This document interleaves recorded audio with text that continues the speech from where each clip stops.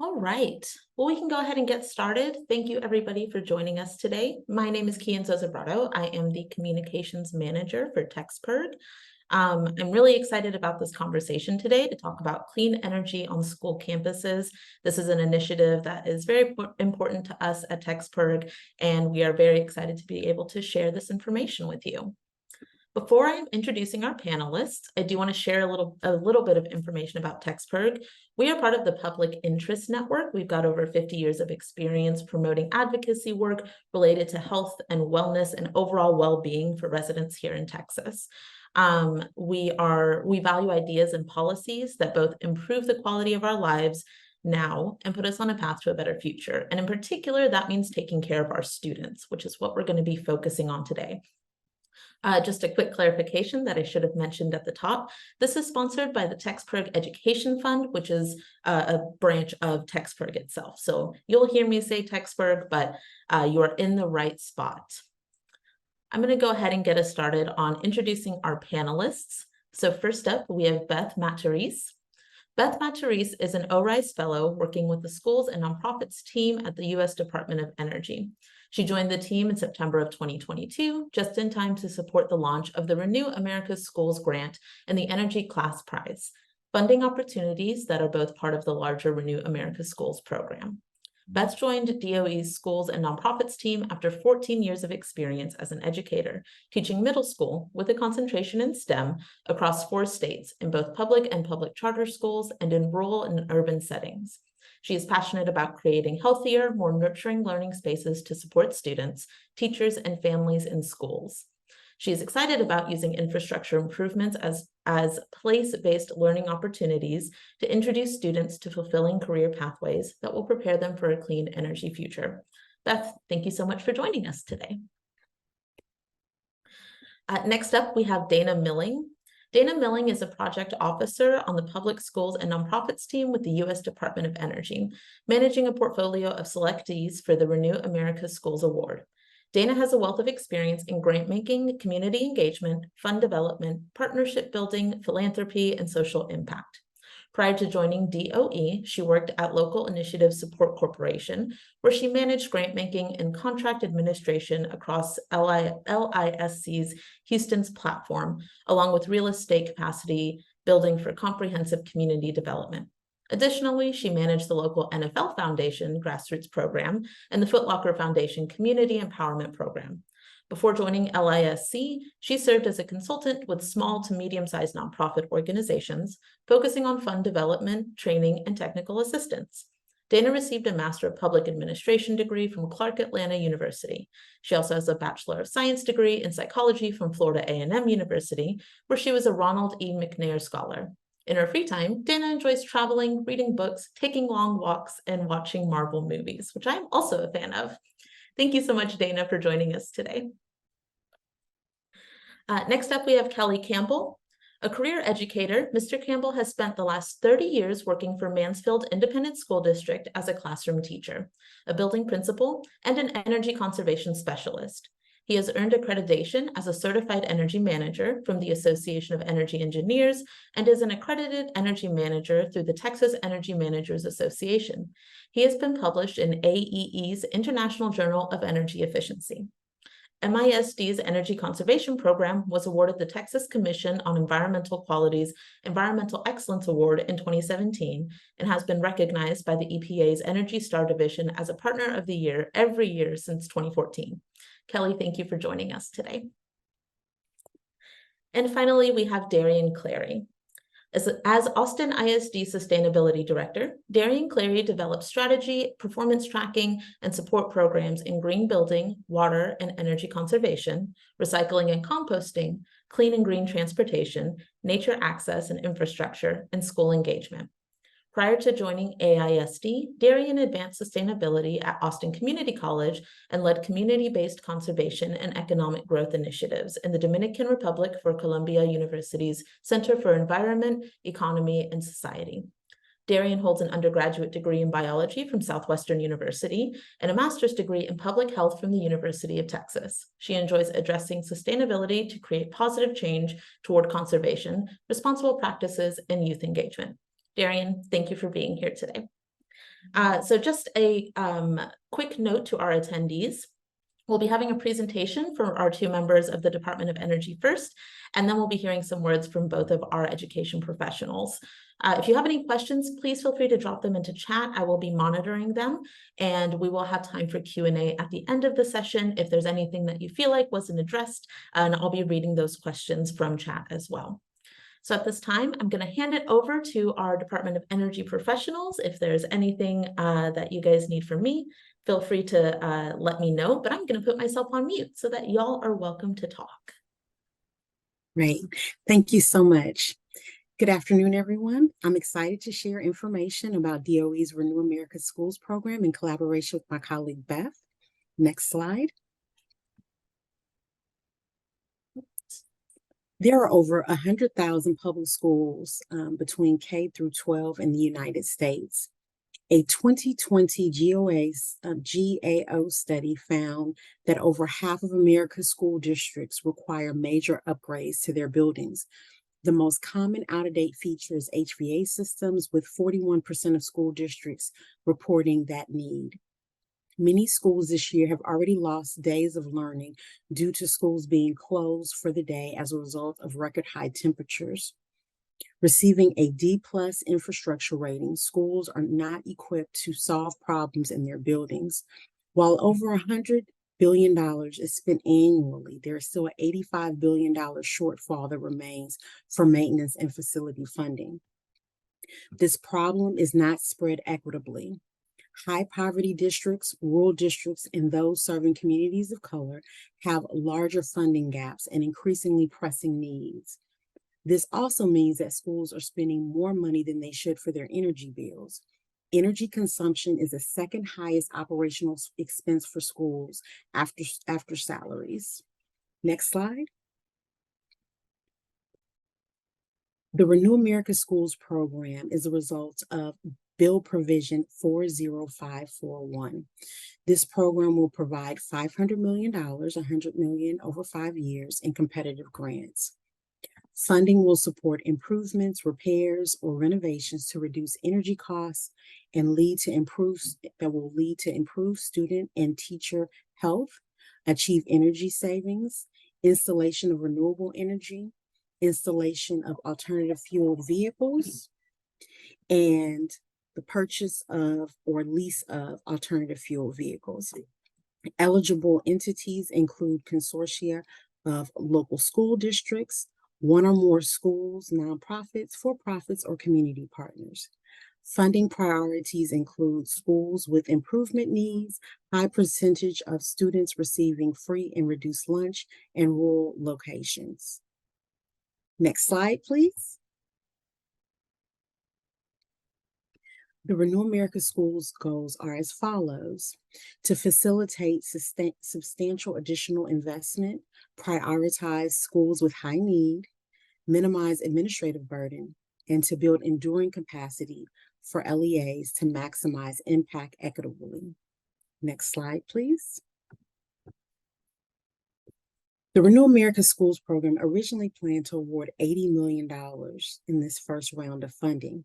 Given the overwhelming response, DOE selected $178 million of projects to make investments. We are currently in the negotiation phase with selectees. The awards will be competitive agreements ranging from 24 to 60 months. The minimum cost requirement is 5%. On the right of the slide, you will see a timeline for the first round of funding. Next slide, please. And I will turn it over to my colleague, Beth. Thank you, Dana. So the FOA, that's what we call the funding opportunity, had 2 phases. The first phase was the concept paper phase, for which schools submitted initial smaller scale proposals and received either an encourage or a discourage letter from DOE. We like to share the statistics from this phase of the competition because it gives a window into how much demand there is for these facilities and specifically energy improvements in schools. So as you can see, we received over 1,000 applications with total requests for federal funds being over $5.5 billion. That is 70 times more than the initial $80 million that we planned to go out with. Next slide, please. So after receiving reviewer feedback on their concept papers, and that included the encourage or discourage letters from DOE, 236 teams ultimately submitted applications, and these represented 44 states and territories. Next slide, please. And you can see this is going back to what Dana shared before about the prioritization. Here are some statistics about the folks that applied. So 48% included schools located in a DOE identified disadvantaged community. 95% included schools that were Title I schools. 45% included schools in a rural locale.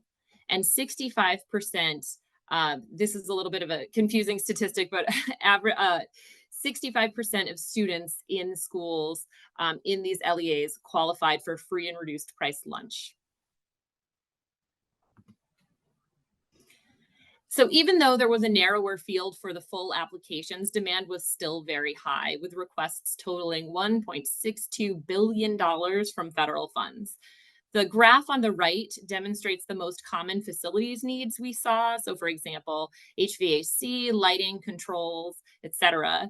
And then the graph on the left shows some of the partnership models that LEAs proposed to complete these projects, since leveraging funds was another prioritization criteria. Ultimately, due to high demand and overwhelming evidence of need, as we already said, we more than doubled the funding available for the first round of the competition. So we went from that 80 million to 178 million in awards, and we were able to award 24 LEAs around the country. So this is a map showing all of the different locations that were able to benefit from the funding announcement. Next slide, please. And as you can see, here are some statistics from those 24 selectees. So 15 selectees had schools located in a disadvantaged community, including 5 in tribal areas. The free and reduced price lunch average increased to 70%. 14 of the selectees are located in a rural locale, and 23 of the 24 qualify as Title I schools. Next slide, please. So in tandem with the Renew America Schools grant, the schools and nonprofits team also launched something called the Energy Class Prize. This prize was designed to complement the Renew America Schools grant, but it meets a slightly different need. And that is the need for human capacity development around energy management. The Energy Class Prize provides resources to staff and trains personnel on operations and maintenance, strategic energy management, project development, funding pathways, and other related topics to deepen the bandwidth and knowledge for advancing the fiscal and environmental sustainability of their schools. Next slide, please. The Energy Class Prize is a 2-phase competition. So during phase 1, LEAs developed teams of proposed energy champions, and they explained their need. Submissions were due by February of 2023, and in May, DOE announced that 25 teams had won $100,000 in cash prizes. Winners then entered phase 2 of the competition, which they are in currently, and they are training and pursuing skill development with the newly established Energy Class Prize training networks. So they are currently in the process of developing plans and projects to meet the unique needs of their LEAs. At the end of this phase, based on their performance and based on those plans and projects that they are developing, they are eligible for another $50,000, which is very exciting. So you can go to the next slide, please. And again, we just love to show the impact map so we can really see there's a great geographic spread for both the grant and the class prize. And on the next slide, we have some more highlights from the winners. So once again, concentration in disadvantaged communities. 18 of the winners have schools located in a DOE identified disadvantaged community. The free and reduced price lunch average was even higher at 73%. 8 of the winners are in a rural locale. And we also like to highlight for this prize that we had a distribution of different types of schools. So we had 8 winners that were from large school districts, that is with over 44,000 students, and also 7 winners from small school districts with less than 3,000 students. So it's a really interesting opportunity for folks from those schools to collaborate and talk about the unique situations that they are each facing. Next slide, please. All right. DOE anticipates releasing another round of funding for the Renew America Schools grant in the spring of 2024. I know I skipped right to the third bullet point there, but in the meantime, we hope to keep folks engaged with our program. So please sign up for our distribution list. You can see a little sign up in the corner there, but take out your phone now, just do it. Look, go to the QR code. It'll bring you right to our website. And please follow our website for updates. We are planning 2 webinars, one in the fall and one in the winter.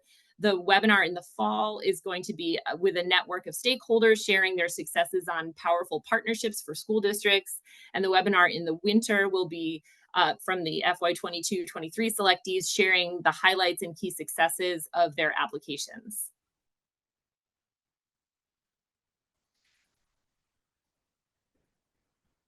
And with that, I'd like to give it back to Dana. Thank you, Dana. Thank you. In addition to the Renew America Schools program, DOE has 2 other programs that support schools: the Efficient and Healthy Schools program and Better Buildings. The Efficient and Healthy Schools program aims to improve energy performance, reduce carbon emissions, and promote a healthy learning environment in schools. Engages K-12 schools, especially those serving low-income student populations and in rural communities. Provides technical assistance through direct consultation and recognition of exemplary school improvements. Next slide. The Efficient Healthy Schools program provides technical assistance in the form of direct expert consultations and recognition of schools by sharing best practices and case studies on school air quality and energy efficiency across political environments, climate zones, and financing structures. Next slide, please.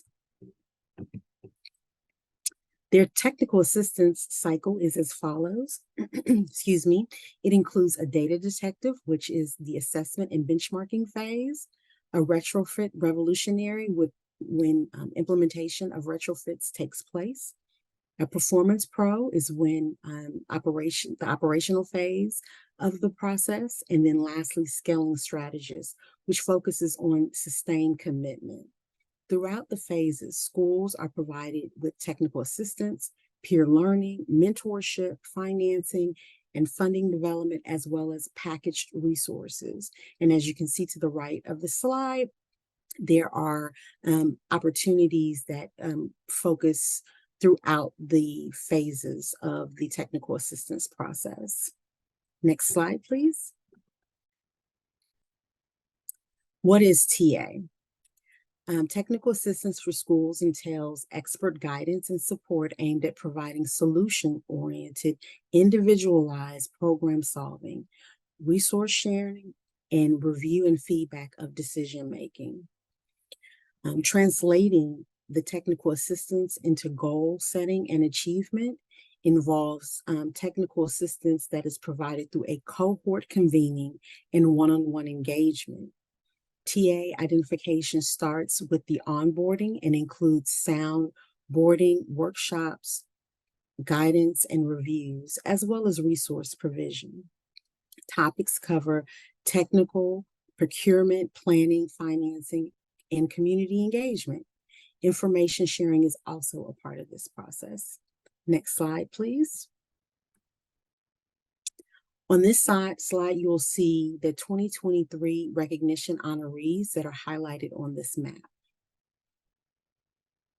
Good representation across the country. Next slide, please. Next, I'd like to share a little bit about our Better Buildings initiative. There are 2 pathways. The Better Buildings Challenge, which focuses on reducing energy intensity use by 20% in the next 10 years. And then there's the Better Climate Challenge, which focuses on reducing GHG emissions by at least 50% within 10 years, and a efficiency target as well. Next slide, please. And on this last slide, you'll see the supporters of the Better Building and Better Climate Challenge. There are also links to both programs. And I do want to highlight that there will be links shared for all of the DOE programs that are highlighted in this presentation. Thank you very much, and I'll turn it over to the next presenter.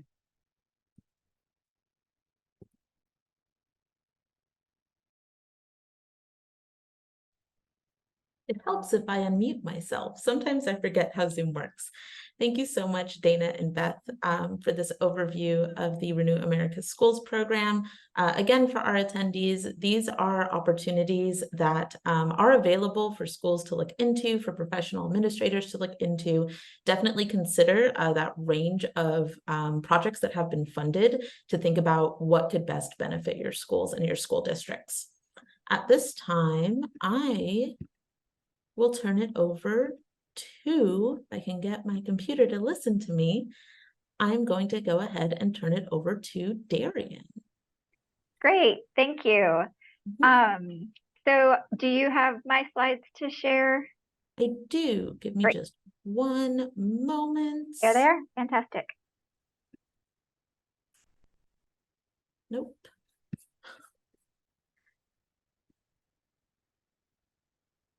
There we are. Okay, super. Thank you. Mhm. So I'll share a little bit about our school district broadly, and then I was asked to share a little bit about our experience so far with the Renew America Schools grant. So starting with Austin Independent School District, so we are located here in Austin, Texas, and AISD is the 7th largest employer in the city. We have about 116 schools and 16 non-school facilities, and they range from 147 years old to brand new. So we have, if you can imagine from the maintenance perspective, we have a pretty big scope. And total, we have 13 million square feet among all of our buildings. And I do want to point out too, so we've got, you can see our student profile below, and our inclusive populations, over half are economically disadvantaged. And we'll come back to that too when I talk a little bit about how we selected the schools to be a part of the grant proposal. If you go to the next slide, I'll share a little bit more about our program. So we submitted a proposal for about $15 million for rooftop solar and or building automation controls at 16 of our schools. And in late June, we were delighted to receive the news that we were recommended for funding. And we're now currently in the negotiation phase, the one that Dana mentioned earlier that all the schools are going through with the Department of Energy. And that's expected to last through November. So given that we're still in negotiations, I can't share the intimate details of the program, but I can certainly share some highlights. So you'll see some of those on the screen now. We felt as a district that this was a wonderful opportunity for us, and we recognized that it was a way to have a big impact on some of our toughest problems that we face as a school district. Of course, Dana mentioned that energy is the second highest cost to school districts behind salaries, and AISD is no exception. We spend just under $20 million a year on energy alone. And lowering our operating expenses for energy means increased financial stability for our district. So those are going to be directly linked. And it enables more funds to be available to support learning instead of turning on the lights and running HVAC. Also, energy conservation will support our City of Austin's climate equity plan. So we do a lot of strategic planning with the City of Austin. And their plan is to achieve net zero community-wide greenhouse gas emissions by 2040. And that includes achieving net zero carbon for all new buildings, reducing emissions by 25% for existing buildings, and lowering all our natural gas-related emissions by 30%. So this will help us align with that goal and make progress towards it for the city as well. And then, of course, the solar arrays and other sustainability efforts are incorporated into our own AISD long-term plans.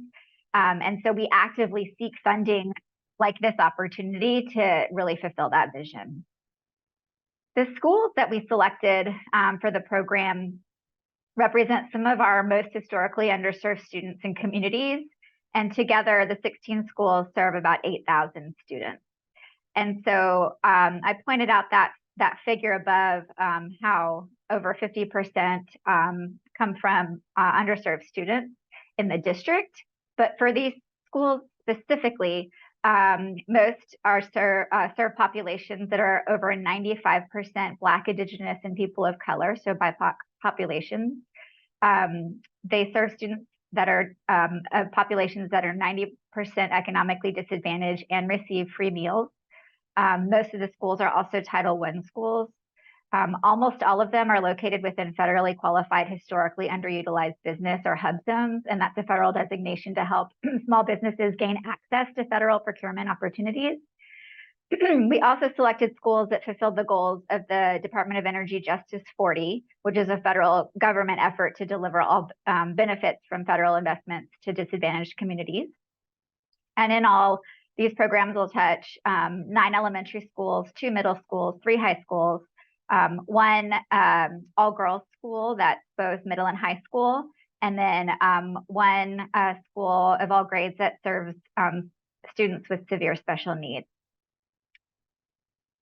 If you go to the next slide, the technology that we have included in the proposal include rooftop solar and building automation controls.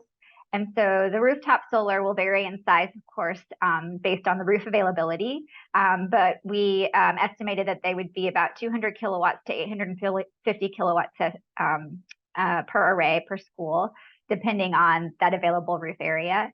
And then we'll of course see the benefits of the schools that are included for building automation controls and their impact to improve energy efficiency.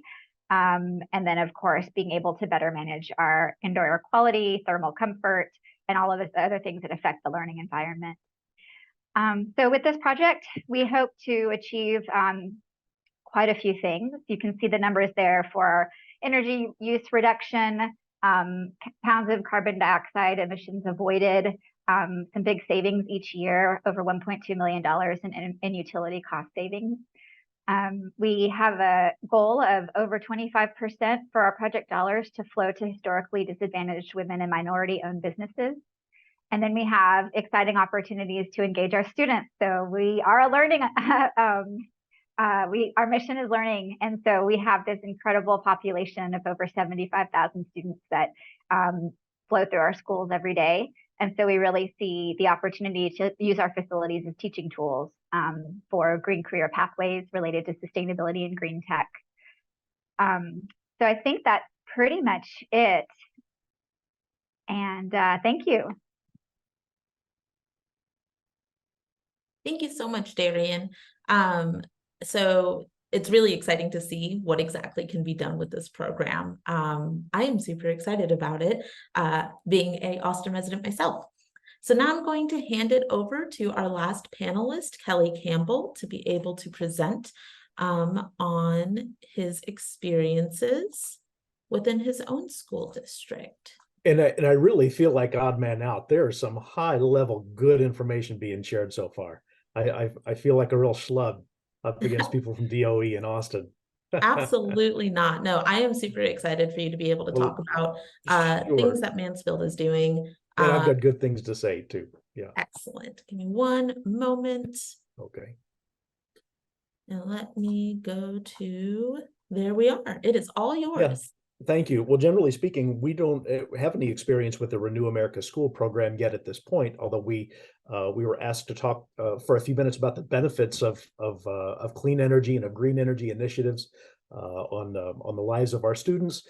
So that's where I'll focus about our conservation efforts in the past and our experience with grants and grant applications, and maybe some tips for those of you that are participating if you have plans on taking part in one down the road. You can go to the next slide if you would, please. Just a quick background about Mansfield ISD, Mansfield Independent School District Energy Conservation Program. Mansfield ISD is about 92 square miles. Only 29 of that is actually the city of Mansfield. We incorporate a lot of some rural areas and then other municipalities. Our district spans 56 buildings, a little over 7 million square feet under cover. 38,000 students, and over 4,000 faculty and staff. Our conservation program has been in place in earnest since 2012, although there were some kind of limited efforts before then that were put into place. And in 2012, our board and our director of maintenance decided we needed to devote some personnel to it. So hence the beginning of our conservation program. And since then, we've reduced our outlay for utility bills by over $19 million compared to our baseline in the 11-12 school year. It's a reduction of over 21%. Initially, our goal was to reduce our expenditures on utilities by about 20%. So we've been able to exceed that and maintain that for a number of years now. The CO2 emissions reduction that accompany this kind of program is over 60,000 metric tons of CO2. And we'll talk in just a moment about why that's important to the health of our students. Our program, beginning in 2014, has been recognized by Energy Star's, the EPA's Energy Star division as a partner of the year at the level of sustained excellence for the last sustained excellence since 2016. We've been partners of the year since 2014. Now, to kind of boil our program down in a nutshell, we work to impact occupant behaviors as far as capital outlay. We've done LED retrofits, particularly to a lot of outdoor lighting in our parking lots, especially at our high schools. We've installed VFDs onto our air handlers. We've installed power factor correction equipment. But all of that, though, is to say is that absolutely nothing is free. All of that costs money, and that funding has to come from someplace. So we're going to talk about in just a moment where some of that can come from, maybe some ideas maybe others have not considered yet. Next slide, please. Since nothing's free, and you can go ahead and get into the next one. Thank you. We need to define what sustainability means, because not everybody has a 100% inline definition of what that entails. Now, the EPA's definition, straight from their page, says to pursue sustainability is to create and maintain the conditions under which humans and nature can exist in productive harmony to support present and future generations. But then we flip to the other side, which you look at an entity that is driven, business driven. Harvard Business School defines it as, in business, sustainability refers to doing business without negatively impacting the environment, community, or society as a whole. So really, when you take those two together and you mix them and merge them and then distill it to its most essential elements, in short, we've got to be fiscally responsible while environmentally beneficial. And hence we call our program Green Times 2. You can go to the next slide, please. In anything that you put into place, when we talk about being fiscally responsible, you can have something that's very expensive. That doesn't mean it's necessarily sustainable. You can have something that's ineffective, but it may not be worth the money you spend. So let's talk about the impact that clean energy can have on students and staff. Now, I'm an old school language arts teacher. I taught middle school language arts for about 8 years. And when we talked about just kind of formulaic writing, as far as standardized tests were concerned, we said, if you're trying to persuade your reader of anything, you can address it from one of three angles: the health or the wealth or the safety of the reader, based on your argument.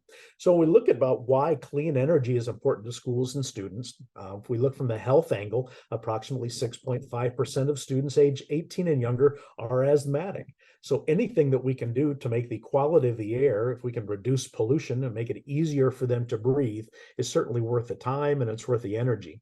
That percentage rises to over 10.4% overall for those living below that poverty threshold. Darian, you mentioned your percentage of Title I campuses and are economically disadvantaged. Mansfield is pretty similar. We're at about 50% economically disadvantaged students. Now, the impact on the wealth of our community by using clean energy is that in Texas schools, school funding is determined by average daily attendance. So if I have students that are asthmatic or particularly susceptible to air quality and air pollution, and they don't come to school, well, that means there's higher absenteeism, and that's less money to come back to the schools so that we can then educate students. But on top of that, it impacts wealth because as we have reduced, if we have reduced air quality, or if we reduce emissions, it impacts the amount of adults that can make it to work because of health issues, if they're compromised by air pollution. So there's a financial safety net that's built in when we do improve air quality. And then finally, on the safety end, By incorporating a diversified and clean energy, it means we can improve reliability during peak usage periods.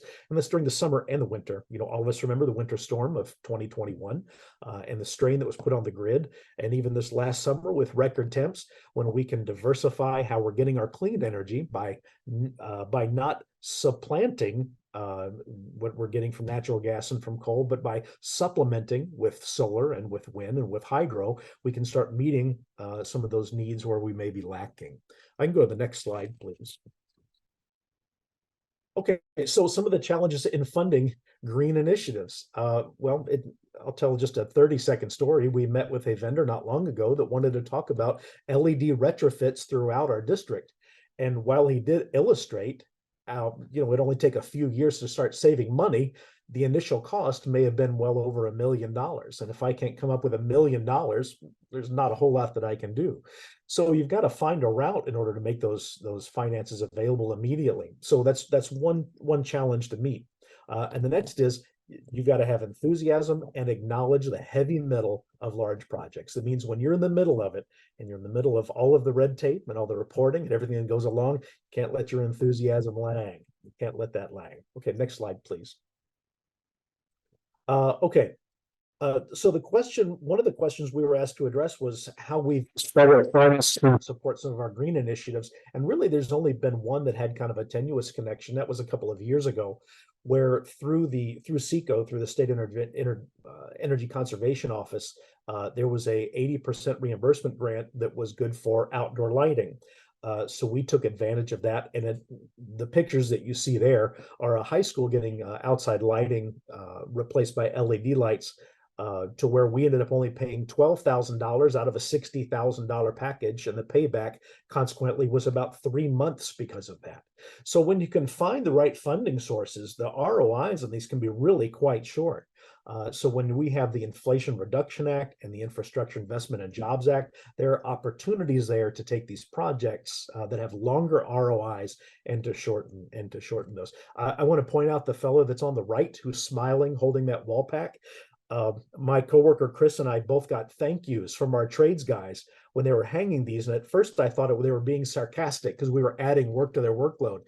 And one guy said, no, you got to understand, I am not going to have to get up on this lift or replace this light for about another 10 years because we're doing this. So there are guys that are interested in this, not necessarily because of the savings or because of the environmental impact, but because we just made their job a little easier. So there are a lot of people that are involved in the benefits here. Okay, next slide, please.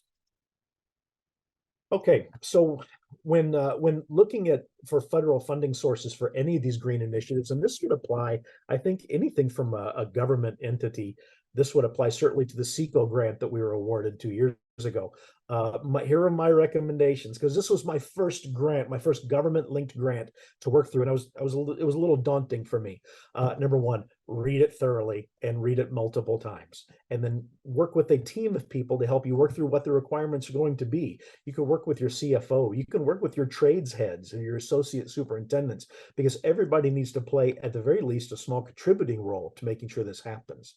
There are some things to verify really before you begin, if you embark on any particularly grant-funded program. Who's your primary point of contact? Really, if you can, you need one person you can go to with questions. You need to verify all of your timelines of what the benchmarks are along the way so you don't find yourself behind on reporting. And you need to know what your reportables are. We had to submit progress updates at least every 2 weeks, and then again every 3 months. We reported updates quarterly, and if you don't do those things, you potentially jeopardize with that funding coming through for you. And then understand exactly what your deliverables are. That could be written agreements, vendor documentation, and spec sheets, as well as maybe commissioning reports from PEs or from an engineering firm. And that's all just to make sure your T's are crossed and your I's are dotted, because we'll make sure that everybody's on the up and up. But again, don't be intimidated by this. That folder that's in that image there was the finished product of the one, really, relatively speaking, a fairly small grant opportunity, because really these could be much larger than that. But after having worked through it once, I've got no issue with maybe trying that again. You know, I'm much more comfortable with it. Next slide, please. Okay, but if you're looking for additional funding sources for green initiatives to maybe a company, or if it's something that doesn't necessarily qualify for one of the federal offerings, you can go to SECO because they do offer grants. And the next bullet says grant shepherding, which is where we benefited from our partnership with SECO. There was a tenuous connection with the US, with a DOE. So my rep at SECO shepherded me through the grant process and making sure that everything was submitted on time and that we qualified and were able to collect. Another funding source, it really goes without saying, is what kind of local budgets do you have that are available? And if you've calculated your return on investment on your green projects, you could potentially argue for larger budgets because you know that there will be a payback, as well as utility rebates that may be available. That photograph there is receiving a check from our representative at TXU. For putting in some improvements. In this case, it was LED lighting retrofits. Next slide, please. So now there are some free or nearly free funding sources for green initiatives, and these are a little more in the soft skill area. So number one, utilize your social media. I call that a funding source because you need to sell your program when you're trying to build support either from your school board or from your superintendent or your CFO. You need to go out and be able to demonstrate what the savings is. And we do that a lot through our social media channels. You can also count on local and state organizations. I want to give a shout out to the Texas Energy Managers Association. And I know at least one other person who's a participant in this webinar we're doing right now is a TEMA member. So a shout out to my TEMA peeps, because you've got to be able to network and to be able to learn. And our sessions are educational in nature, so that when it comes time to put one of these programs in place, to put a retrofit project in place, you've already got some good relationships with people that can help you see it through and to come up with the best product. And then finally, another funding source, efficiency and conservation. You've got to be putting practices in place. We can't just assume that all of our efficiency and savings is going to come because we paid to put LED light poles out in our parking lot. You've got to practice efficiency and conservation efforts. That's the change, the behavioral component to how we run our schools, not just the mechanical. And I would encourage you to look at energystar.gov for recommendations there on what you can do. Because really, I can't overstate it. Conservation measures have longevity, but especially when we impact both behavior and equipment at the same time. I was really encouraged to hear about the Renew America School program will also pay to train experts in those areas. That's wonderful, because the behavior side is really undersold, I think. Next slide, please. So this just really kind of wraps up what I've said. So the case for clean energy in public schools is it impacts health, wealth, and safety of both our students and their parents and the community. It can be affordable through a variety of funding sources, such as these federal grants, state grants, your local budgets, and associations with private entities from your energy provider or even to Encore. And your enthusiasm and knowledge are necessary resources for these green initiatives. And you can take me to the last slide. And I know that this risks making either fans or enemies, but go Rangers. We'll see you on Sunday, Houston. That's all I got. As a born and raised Houstonian, I have to be a little offended on behalf of my city. It's going to be a great game. I'm looking forward to it. Always, always. Got to I watch wanna them last invite night. back- Houston looked pretty tough. I want to invite back all of our panelists just as an opportunity. I haven't seen any questions come through on Q&A, but we do have somebody else supporting the Astros in chat. So I am very appreciative of that, as I'm sure Dana is as well, being a Houston resident. I will give a little bit of time just to make sure that if anybody has any questions that they would like to ask, that they have that opportunity to do so.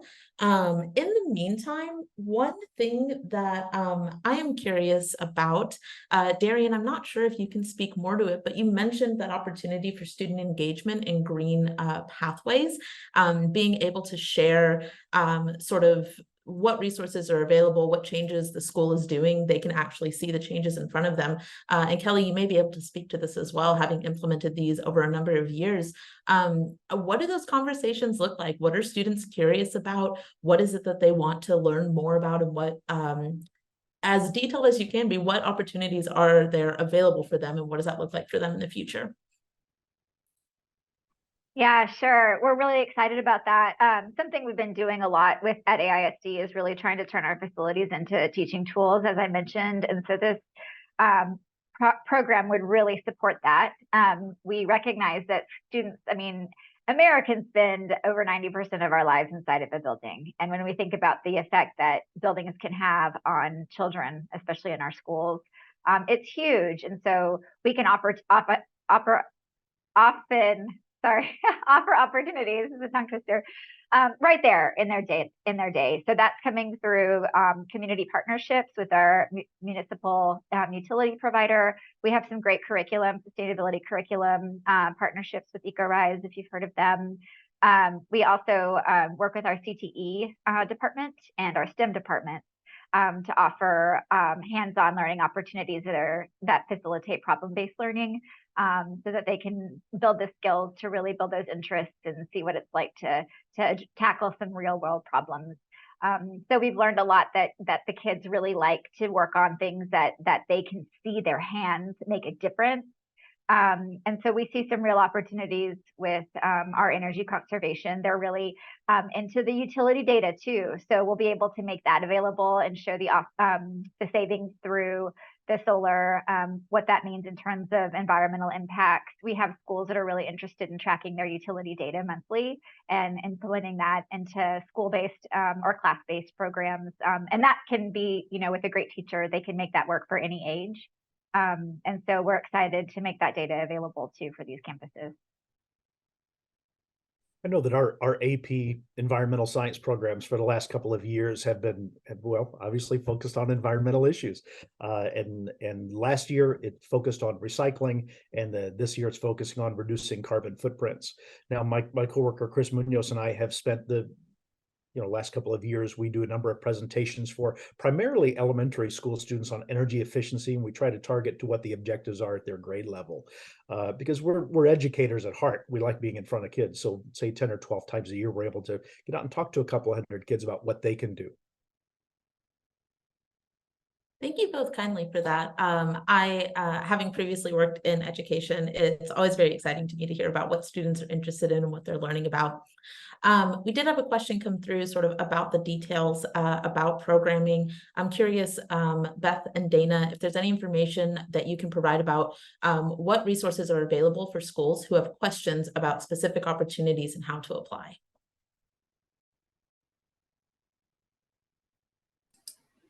Dana, I'll let you jump in and fill in anything that I miss, but I did want to note, I'm not sure if this is the same question or a different question. There was a question in the chat about if the timeline was going to be the same, and we have not officially announced anything yet. And so we're a little bit limited as to what we are allowed to say about when we expect things to be happening. But in general, it should be a similar time frame to last year. So if you're thinking about the cadence of what you need to do in order to get together an application, it's probably similar in the answer to that question. And generally, I think our webpage is where you'll find the wealth of information that we can share with you at any given time. I don't know if you are able to pull up our website or not. I'm sorry, I'm putting you on the spot, Kian. You're totally fine. I absolutely can. If you'll give me 1 second. Let me get things shared. Ready to go. Bear with me. I've got about 75 different desktops open right now. I am putting you on the spot, and so thank you. That was very quick, remarkably quick. So if you don't mind scrolling down just a little bit, we are updating this frequently. So I am currently doing a lot with the website, and I would say that there are updates every week or every 2 weeks at this point in time, and that'll change a little bit based on the updates that we are making to our program. But so you can see right now in the upper right-hand corner, you can sign up for that webinar we were talking about right there, the Power of Partnerships webinar. If you have questions, you can email us.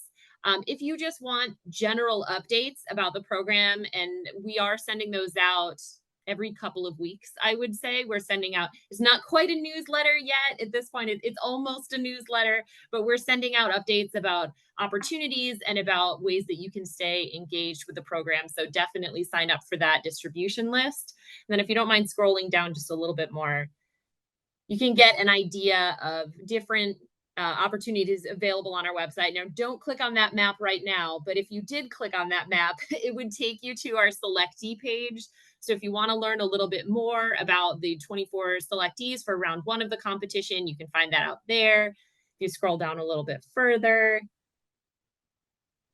there is more detail about the grant, about the technical assistance offerings that we have coming up, the previous milestones, upcoming milestones, etc. right here. So if you just click on those plus signs, you'll see more information. It's a little accordion for you. Perfect. Thank you.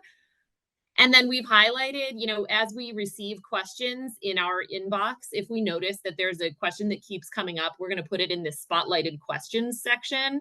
So definitely check that out.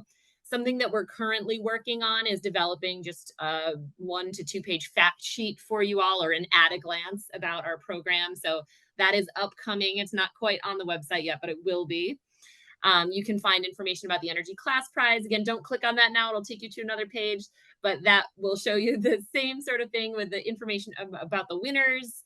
And then if you want to join that teaming partner list, you can join the teaming partner list, or if you look at again, don't click on it now, but if you look at that little Excel file, if you click on that, that'll actually pull up the most recent version of the teaming partner list, which is a little bit of a misnomer because in a couple of days, you're going to see like 20 more people. We've already gotten a bunch more organizations since the last time we updated it. So we are currently updating the teaming partner list at about a weekly cadence. And then you can just kind of scroll down and show the rest. These are our tools and resources at the very bottom. Yep. And a lot of those, the first couple of resources there, if you go up just a little bit, perfect, under tools, those are things that we really recommend schools check out as they are in the process of starting to think about putting together an application. And then the federal school programs, again, we alluded to these before, the Efficient and Healthy Schools program, the Better Buildings Initiative resources. There's just a wealth of information there. Depending on where you are in your process, it might be best to start actually by looking at their resources as well. So, and definitely check out the financing resources. Thank you kindly. Dana, I wasn't sure if there was anything that you wanted to add to that. I think Beth covered it all. She's our communications guru on our team, and she did an excellent job. I will say, I will kind of reinforce what she suggested in reference to joining webinars. I think that there will be a lot of great information shared in the upcoming webinars, both in the fall as well as in the winter.